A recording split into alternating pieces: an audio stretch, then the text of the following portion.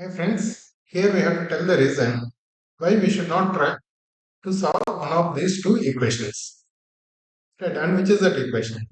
If you see here, there is this both equations, they sum to zero.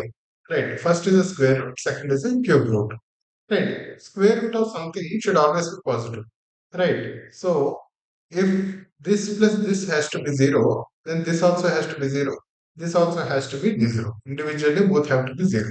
Right, but if this has to be zero, then the inside part, which is x plus y, should also be zero. What does that mean? X equals minus y.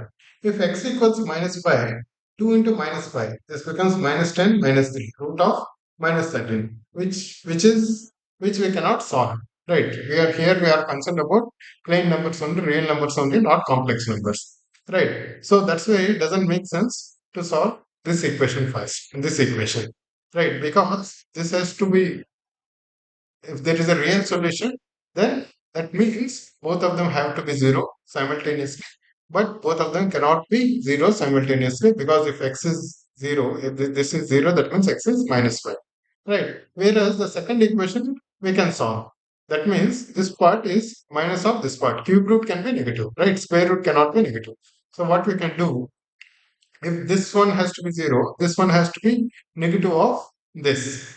Right. Just that magnitude needs to be negative. That means, so they just be negative, but that means 2x minus 3 is actually equal to minus of x plus 5. Right.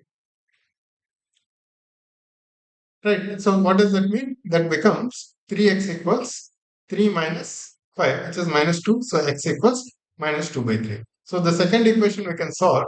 First equation we should not attempt to solve, because like it is written here. If this becomes 0, only when x equals minus 5. And when x equals minus 5, this doesn't make sense. Right, guys? Thank you.